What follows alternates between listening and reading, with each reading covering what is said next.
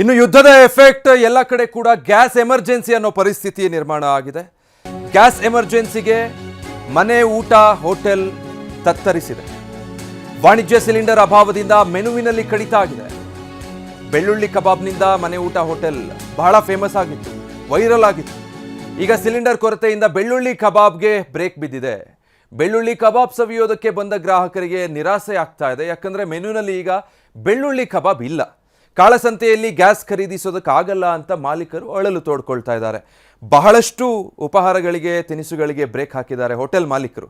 ಅದರ ಪೈಕಿ ಈಗ ಈ ಬೆಳ್ಳುಳ್ಳಿ ಕಬಾಬ್ ಕೂಡ ಒಂದು.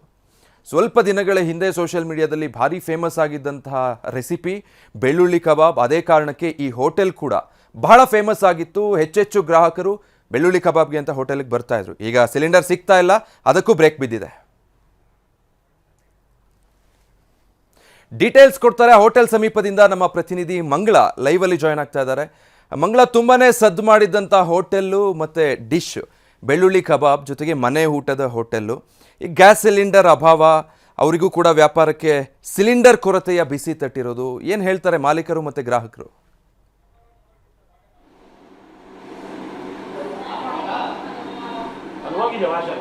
ಅಫ್ಕೋರ್ಸ್ ವಿಜಯ್, ಗ್ಯಾಸ್ ಸಿಲಿಂಡರ್ ಅಭಾವದಿಂದ ಹೋಟೆಲ್ ಮಾಲೀಕರಿಗೆ ತುಂಬಾನೇ ಒಂದು ರೀತಿ ಸಮಸ್ಯೆ ಉಂಟಾಗಿರುವಂಥದ್ದು. ಜೊತೆಗೆ ನಿಮ್ಮ ಮನೆ ಊಟ ಚಂದ್ರು ಅವರಿಗೂ ಕೂಡ ಈ ಒಂದು ಗ್ಯಾಸ್ ಸಿಲಿಂಡರ್ ಅಭಾವದಿಂದ ಸಾಕಷ್ಟು ಬಿಸಿ ತಟ್ಟಿದೆ ಅಂತಾನೆ ಹೇಳ್ಬೋದು. ಯಾಕಂದ್ರೆ ಇದು ಸೆಲೆಬ್ರಿಟಿಗಳ ನೆಚ್ಚಿನ ಫೇವರೇಟ್ ಹೋಟೆಲ್. ಜೊತೆಗೆ ಅವರು ಇತ್ತೀಚೆಗಷ್ಟೇ ಬೆಳ್ಳುಳ್ಳಿ ಕಬಾಬ್ ಅಂತಾನೆ ಫೇಮಸ್ ಆಗೋಗ್ಬಿಟ್ಟಿದ್ರು. ಬೆಳ್ಳುಳ್ಳಿ ಕಬಾಬ್ ಹುಡುಕೊಂಡೆ ಅವ್ರ ಹೋಟೆಲ್ಗೆ ಸಾಕಷ್ಟು ಜನ ಬರ್ತಾ ಇದ್ರು. ಆದ್ರೆ ಈಗ ಅವ್ರ ಹೋಟೆಲ್ನಲ್ಲಿ ಬೆಳ್ಳುಳ್ಳಿ ಕಬಾಬೇ ಇಲ್ಲ ಅನ್ನೋ ತರ ಆಗೋಗ್ಬಿಟ್ಟಿದೆ ಗ್ಯಾಸ್ ಸಿಲಿಂಡರ್ ಅಭಾವದಿಂದ. ಸೊ ಚಂದ್ರು ಅವರು ನಮ್ಮ ಜೊತೆ ಇದ್ದಾರೆ, ಅವ್ರನ್ನ ಮಾತನಾಡ್ಸೋಣ ಏನ್ ಹೇಳ್ತಾರೆ ಅಂತ. ಸರ್, ಈಗ ನೀವು ಬೆಳ್ಳುಳ್ಳಿ ಕಬಾಬ್ ಅಂತಾನೆ ಫೇಮಸ್ ಆಗಿದ್ರಿ. ಈ ಗ್ಯಾಸ್ ಸಿಲಿಂಡರ್ ಸಿಗದೆ ನಿಮ್ಮಲ್ಲಿ ಬೆಳ್ಳುಳ್ಳಿ ಕಬಾಬೇ ಇಲ್ಲ ಅಂತಿದ್ದಾರೆ ಗ್ರಾಹಕರು.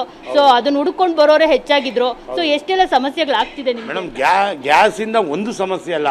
ಈಗ ನಮ್ಮಲ್ಲಿ ಒಂದು 30-40% ಐಟಮ್ಸ್ ಮಾಡ್ತಾ ಇಲ್ಲ. ಕಾರಣ ಯಾಕಂದ್ರೆ ಡ್ರೈ ಫ್ರೈ ಎಲ್ಲ ಬೇಕು ಅಂತಾರೆ, ಮಾಡೋಕ್ಕಾಗೋದಿಲ್ಲ, ಗ್ಯಾಸ್ ಇಲ್ಲ. ಇವಾಗ ಗ್ಯಾಸ್ ನೋಡ್ರೆ 2,000 ರೂಪಾಯಿ ಇದ್ದಿದ್ದು ಸಿಲಿಂಡರ್ ಇವತ್ತು 6,000 ರೂಪಾಯಿ ಆಗಿದೆ. ಈ ಥರ ಎಲ್ಲ ಕೊಟ್ಟು ತಗೊಂಬಂದು ಸಮಯಕ್ಕೆ ಸಿಗೋದು ಇಲ್ಲ. ಆ್ಯಕ್ಚುಲಿ ಇವತ್ತು ಹೋಟ್ಲೇ ಇಲ್ಲ. 9:45 ಸಿಲಿಂಡರ್ ಸಿಕ್ತು, ತಂದು ಕೆಲಸ ಮಾಡ್ತಾ ಇದ್ದೀವಿ. ಇವಾಗ ಏನಂದರೆ ನಾವೇನೋ ಹೋಟ್ಲು ಕ್ಲೋಸ್ ಮಾಡಿಬಿಡ್ತೀವಿ, ಆರಾಮಾಗಿ ಇವತ್ತು ಗ್ಯಾಸ್ ಇಲ್ಲ ಅಂತ ಹೊಟ್ಟೋಗ್ತೀವಿ. 100 ಜನ ಊಟಕ್ಕೆ ಬರ್ತಾರಲ್ಲ, ಅವ್ರು ಬಂದಾಗ ಅವ್ರು ಬೇಜಾರು ಮಾಡ್ಕೊಂಡು ಹೋಗೋದು ನಮಗೆ ಬೇಜಾರಾಗುತ್ತೆ. ಆ ಉದ್ದೇಶಕ್ಕೋಸ್ಕರ ಹೋಟ್ಲು ಮಾಡ್ತಾ ಇದ್ದೀವಿ. ಬಿಟ್ಟರೆ ತೊಂದರೆ ಆಗಿದೆ. ಇವತ್ತು ವಾರ ಆಗ್ತಾ ಇದೆ, ಅಲ್ಲಿಂದ ಸಿಲಿಂಡರ್ಗಳು ಬರ್ತಾ ಇಲ್ಲ. ಪ್ರತಿಯೊಂದು ಎಲ್ಲ ಬೆಲೆನೂ ಗಗನಕ್ಕೇರಿದೆ. ಒಂದೇ ಅಂತಲ್ಲ, ಇವತ್ತು ನಮಗೊಂದು ಚಕ್ಕೆ ಆಗಲಿ, ಲವಂಗ ಆಗಲಿ, ಎಣ್ಣೆ ಆಗಲಿ, ಪ್ರತಿಯೊಂದು ಕಾಸ್ಟ್ಲಿ ಆಗಿದೆ. ಇದ್ರ ಜೊತೆಗೆ ನೋಡಿದ್ರೆ ಕೆಲಸ ಮಾಡೋಕ್ಕೆ ಗ್ಯಾಸೇ ಇಲ್ಲ ಅಂದರೆ ಮನೇಲಿ ಅಡುಗೆ ಮಾಡೋಕ್ಕಾಗೋದೇ ಇಲ್ಲ. ಅಡುಗೆ ಮಾಡಬೇಕಾದ್ರೆ ಬೆಂಕಿ ಇರಲೇಬೇಕು. ಬೆಂಕಿ ಇಲ್ಲ ಅಂದರೆ ಗ್ಯಾಸ್ ಇಲ್ಲ. ಬೆಳ್ಳುಳ್ಳಿ ಕಬಾಬ್ ಇಲ್ಲ, ಡ್ರೈ ಇಲ್ಲ, ಫ್ರೈ ಇಲ್ಲ. ಮೈನ್ ಐಟಮ್ಸಲ್ಲಿ ಒಂದು 50% ಇಲ್ಲ. ಈಗ ಅಪ್ಪು ಅವರು ಮತ್ತೆ ರಜನಿಕಾಂತ್ ಸರ್ ಮತ್ತೆ ಶಿವಣ್ಣ ಎಲ್ರಿಗೂ ನಿಮ್ಮ ಹೋಟೆಲ್ ಫೇವ್ರೇಟ್, ಮತ್ತೆ ನಿಮ್ಮ ಅಡುಗೆ ಅಂದ್ರೆ ತುಂಬಾನೇ ಇಷ್ಟ. ಇವಾಗ ಅವರೆಲ್ಲ ಈಗ ನೆಚ್ಚಿನ ಸ್ಟಾರ್ಸ್ ಬಂದ್ರೆ, ಇಲ್ಲೇನಾದ್ರು ಸೆಲೆಬ್ರಿಟಿಗಳು ಬಂದ್ರೆ ಏನ್ ಪರಿಸ್ಥಿತಿ ಅಂತ? ಸರ್, ನಿಜವಾಗ್ಲೂ ತೊಂದರೆ ಆಗುತ್ತಲ್ಲ ಮೇಡಮ್. ಈಗ ಎಲ್ಲರಿಗೂ ಆದಂಗೆ ಅವ್ರಿಗೂ ಆಗುತ್ತೆ. ಅವರು ಅರ್ಥಕೊಂಡಿರ್ತಾರೆ, ಇದರಿಂದ ಕಾರಣಾಂತರಗಳಿಂದ ಐಟಮ್ಗಳು ಇರೋದಿಲ್ಲ ಅಂತ. ಇವಾಗಲೂ ಯಾರೋ ಒಬ್ಬರು ಕ್ಯಾಟ್ರಿಂಗಿಂದ ಫೋನ್ ಮಾಡಿದ್ರು, ಸರ್ ಎಲ್ಲ ಟೇಸ್ಟ್ ಮಾಡಬೇಕು ಬನ್ನಿ. ಇಲ್ಲ ಮೇಡಮ್, ದಯವಿಟ್ಟು ಬರೋಕ್ಕೆ ಹೋಗಬೇಡಿ, ಅರ್ಧ ಐಟಮ್ಸ್ ಇದೆ, ನೀವು ಅದರಿಂದ ಹಬ್ಬ ಮುಗಿದ್ಮೇಲೆ ಏನೋ ಗ್ಯಾಸ್ ಸಿಗುತ್ತೆ ಅಂತ ಹೇಳಿದಾಗ ಬನ್ನಿ ಅಂತ. ಕ್ಯಾಟ್ರಿಂಗ್ಗಳು ಅದು ಇದು ಕಮಿಟ್ ಆದಾಗ ನಾವು ಗ್ಯಾಸ್, ಆಮೇಲೆ ಕ್ಯಾಟ್ರಿಂಗ್ ಕಮಿಟ್ ಆಗಿಬಿಟ್ರೆ ಗ್ಯಾಸ್ ಇಲ್ಲ ಅಂದರೆ ಅಡುಗೆ ಮಾಡೋಕ್ಕೆ ಆಗೋದಿಲ್ಲ. ಸೌದೆ ಒಲೆ ಅಡುಗೆ ಮಾಡಬೇಕು. ಈಗ ಸೌದೆ 100 ರೂಪಾಯಿ ಇದೆ, ಜಾಗದಲ್ಲಿ 500 ರೂಪಾಯಿ ಆಗಿಬಿಟ್ಟಿದೆ ಮಣ. ಈಗ ನಾಡೋದು ಬರ್ತಾ ಇದೆ ಬಾಸ್ದು.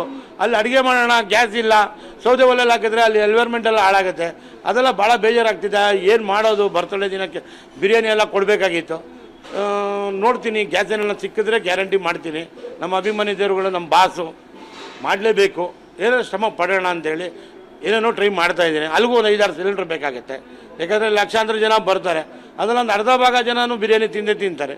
ಆ ಉದ್ದೇಶಕ್ಕೋಸ್ಕರ ಟ್ರೈ ಮಾಡ್ತಾ ಇದ್ದೀನಿ. ನೋಡೋಣ, ಆದರೆ ಅವ್ರ ಆಶೀರ್ವಾದದಿಂದ ಸಿಕ್ಬಿಟ್ರೆ ಮಾಡಿಬಿಡೋದೆ. ಸರ್, ಇವಾಗ ಅಡುಗೆ ಎಣ್ಣೆ ರೇಟ್ ಎಲ್ಲ ಜಾಸ್ತಿ ಆಗಿದೆ. ಸೊ ಜನ ನಿಮ್ಮನೆ ಊಟ ಅಂತ ಬೇರೆ ಇಟ್ಟಿದ್ದೀರಾ ಹೋಟೆಲ್ ಹೆಸರು. ಸೊ ನಮ್ಮನೆ ಊಟ ಅಂತ ಅನ್ಕೊಂಡು ಇಲ್ಲಿಗೆ ಬರ್ತಾರೆ. ಸೊ ಏನಾದ್ರು ಹೋಟೆಲ್ ಬೆಲೆ ಏನಾದ್ರು ದರದ್ದು ಏನಾದ್ರು ಜಾಸ್ತಿ ಆಗಿದೆಯಾ? ಅಂದ್ರೆ ಈಗ ಐಟಮ್ಸ್ಗಳದ್ದು ಏನಾದ್ರು ಬಿರಿಯಾನಿ ಅದ್ರದ್ದು ಎಲ್ಲ ಬೆಲೆ ಜಾಸ್ತಿ ಮಾಡಲೇಬೇಕು. ಮಾಡಿಬಿಟ್ರೆ ಇವತ್ತಿನ ದಿನ ನಾನು 10 ರೂಪಾಯಿ 20 ರೂಪಾಯಿ ಜಾಸ್ತಿ ತಗೊಬೋದು. ಓಕೆ ಮಂಗಳ, ಗ್ಯಾಸ್ ಇದಾಗಿದೆ.